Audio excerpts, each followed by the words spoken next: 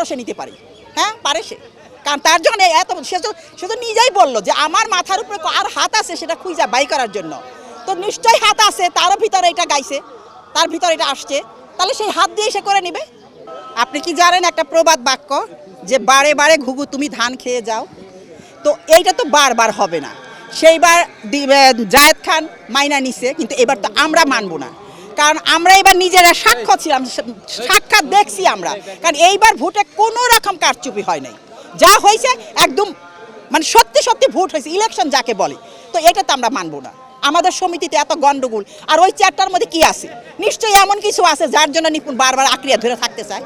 আমার তো এখন মনে হচ্ছে ওখান থেকে সব কিছু উৎপত্তি, টাকা পয়সা ধন দৌলত সম্পত্তি ওখান থেকে আসছে, নাহলে সে কেন ওই চেয়ার ছাড়বে না? ওটা কি আমার বাপের সম্পত্তি? ওটা আমাদের প্রত্যেকটা শিল্পীর সম্পত্তি।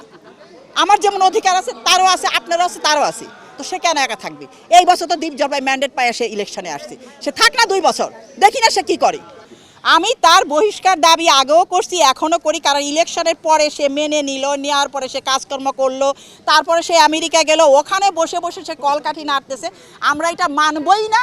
নিপুণ আশা মানে এটা অবৈধভাবে সে আসবে এই চেয়ার দখল করার জন্য। আমরা একটাই কথা আমার, আমি আবার এই 2 বছর মিশা সওদাগর এবং দীপ জলপাইকে চাই।